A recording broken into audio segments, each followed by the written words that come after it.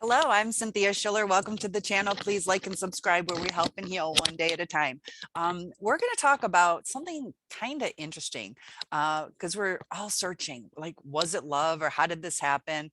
We're going to talk, was it love or a learned behavior? And I struggled with the concept of mirroring for a little bit. I'm like, what are you talking about? But looking into it a little bit more, it kind of makes sense.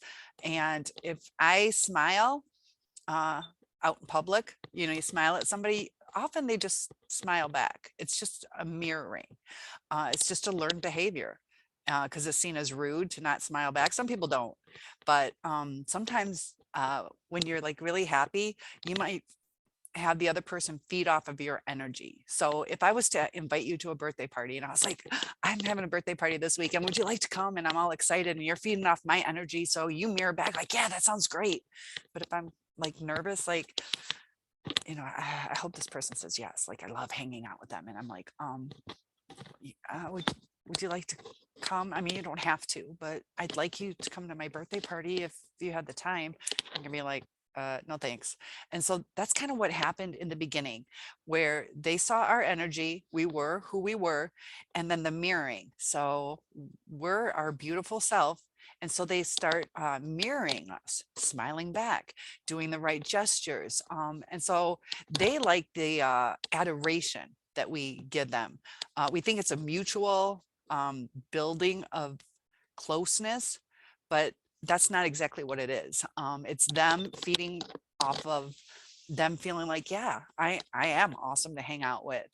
So they get their validation.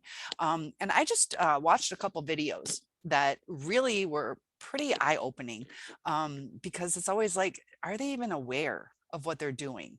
And searching YouTube, if you see all these different narcs that are self-aware, sometimes it's confusing. Like, why would they expose themselves? A lot of them are like, do not deal with us. And you're like, what is going on? Like, why would you say, don't just run from us? But they tell you that.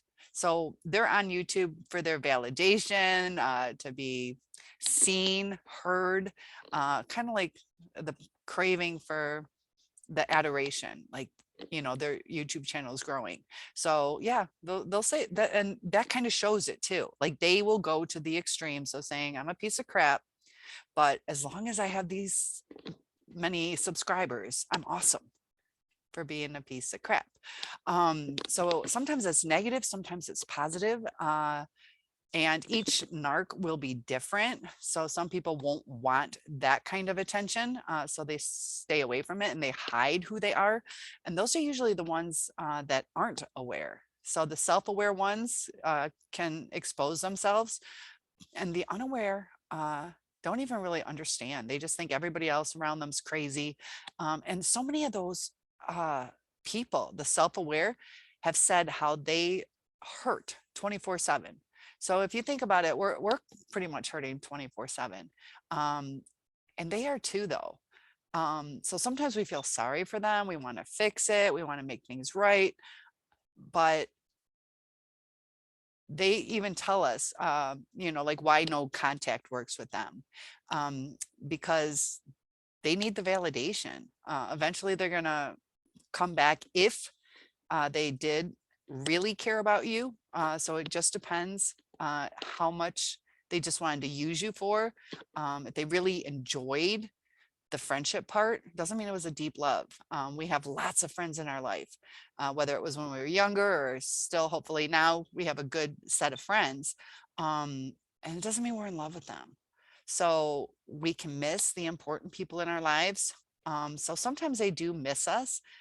They might reach out, but when we go no contact, they lose their minds. They lose control if we were one of the people that they cared about, because they don't want any more pain. Um, and just like when I was going through the breakup, I just wanted the closure, the acknowledgement, um, to just, yeah, I cared about you, but it's over, or something. Just the politeness, the respect. And they end up devaluing us so much that there's no respect. And we just want to go back to like the olden days, where things were good. And the only way to do that um, is to be who we were. To as we were being mirrored, things were great, and then they got tired, and it was too much work. So we tried to like, I still adore you, and so it just kept going down. Now we're mirroring on their level, and they are already so disappointed in themselves. They know they're doing things wrong, or things feel off, just like we're trying to figure out, like, I don't know what happens. Something feels off. So whether they know what they did is wrong, it feels off to them. Like, why don't I always get my way? Or why can't people see, what do I have to do? And, sometimes they might be like, wow, that was kind of extreme. Like, maybe I shouldn't have done it. Oh, well, I did it. So they might self-reflect a little bit, but they don't go deep enough. They'll self-reflect enough to get what they want. So if they want you back, or if you're in a relationship and they want to keep it going for the supply, um, they say what they need to say. So they don't say it out of love. They don't say it out of, I really hurt you. They're like, man, I got to do this. I keep the peace. Not, I hurt this person. So it is learned behaviors. We're taught to say please. We have a better chance of getting things in life if we say please. We should say we're sorry, which is acknowledging the person or our wrongdoing. But they don't like doing any of that. They don't like accountability. They don't like apologizing. If they do, it's just a, like, I was a gym teacher, and so you tell the kids, say you're sorry, and some kids are like, I'm really sorry, and they say it genuine, and others are like, sorry. And there's a difference. But they know they have to say sorry, and they know you do it with that crappy attitude, you're not going to get what you want. Kids are still learning. So as the narcissist progresses through life, they realize, okay, when I snap and say I'm sorry, I don't get what I want. And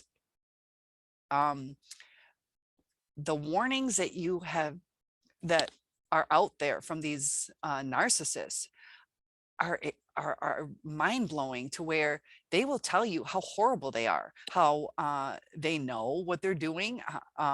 They also want the chase, because that's the exciting part to them. And one had a really good example today about going hunting.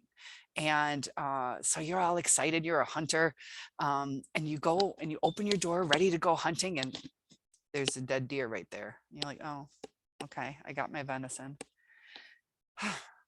So they just love the hunt. And that's why when we go no contact, they have to hunt again. So as soon as they catch us, uh, just like that's the end of the day. Like, it was a nice hunting trip. They're not going to keep that adrenaline rush. They're going to be like, all right, I won the prize. I don't have to sit in a deer stand anymore today. I don't have to pursue her or be polite, or to him. So they just get lazy. Like, all right, I'm just going to go sit on the couch. Hunting day's over. And they just forget that, you know, there's a meeting of the minds, where when we try to do what they want, they start to devalue us, even though they demand it from us. So our mindset starts to get totally rewired. It starts damaging our brain, and we need to, like, we miss ourselves. That's what it is. We lost ourselves in this relationship, and we just want that back so badly. And we know we're worthy of love. And we're like, how do we get back up there? And there has to be boundaries, but narcissists don't like boundaries. And so if you do work things back out, it's just going to keep that balance. It's just going to keep going on and on and on. And as they get older, the narcissists have had more relationships. They know what works a little better and what doesn't. So they're just playing more games. They just know how to play it better.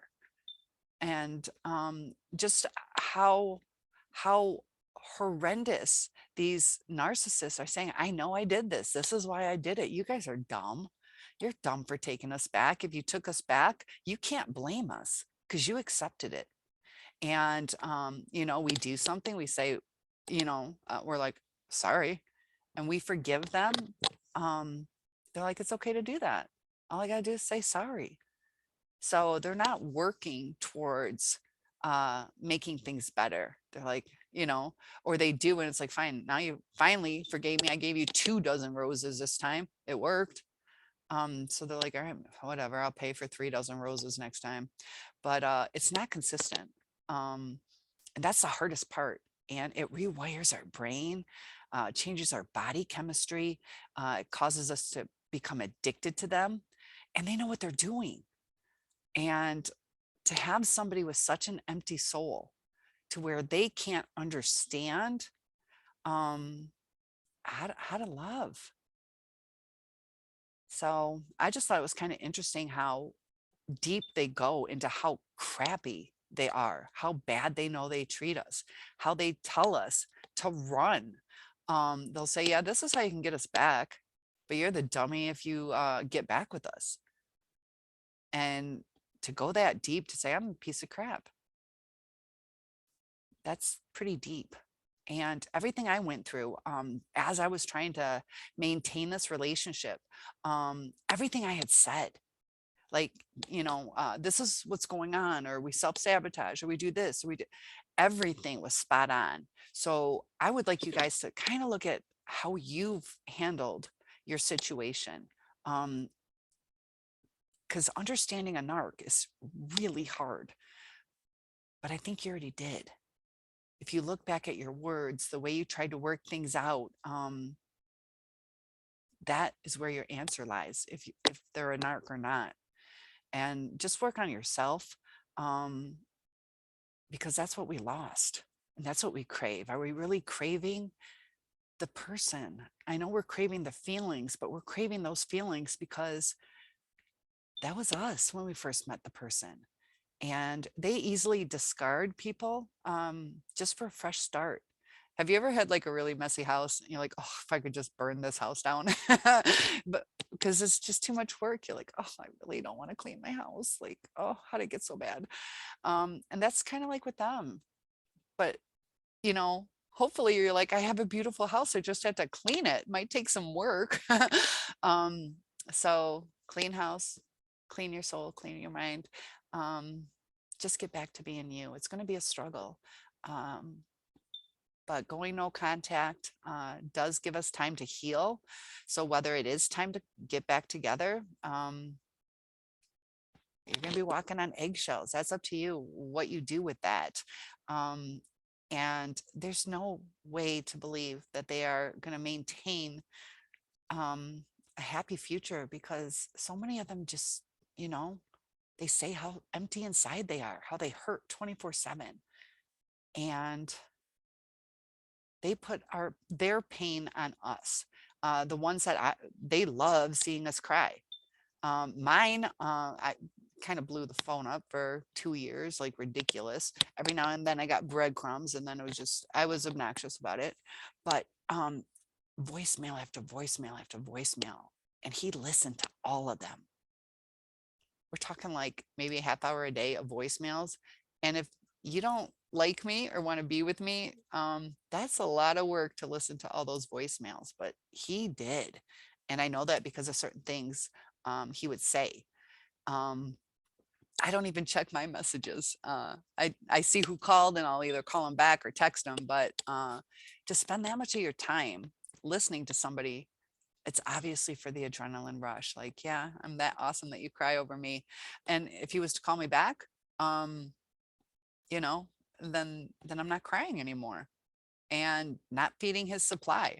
And it was so weird though, because you would think, because every time we have always been together, it's always been like amazing. But we just have downtime and things like that. But it's never been a bad time. And you would think that that would be more enjoyable than just listening to somebody cry for a half hour, to experience what we experienced when we were together, because it is that great. We've never had a bad time. It was just the communication. And that's what's so sad. Um, you know, uh, I got proposed to so it was pretty deep. It wasn't just like, somebody I met and we dated for 2 months and I'm crying over him. but not to ever have a bad time, but to have such poor communication. Um, and the breakdown, and me even like baby step walking you through, like, this is what we're doing wrong and this is how we can fix it. And I apologize for how I'm acting, but I'm hurting and I don't know if you're alive or dead, or are we over? Do I grieve you being dead? Do I grieve that we broke up? Are you just busy? And now I feel like an idiot, so now I probably pissed you off. And it's like so easy to fix. So easy to fix, and I don't even care if it's over. Just tell me out of respect, because I did all these things you asked for out of respect, that I told you were too hard for me to do, and you promised it would be okay. um so please like and subscribe, comment below on what you've noticed with your narcissist. Have they let out any little secrets that they know what they're doing?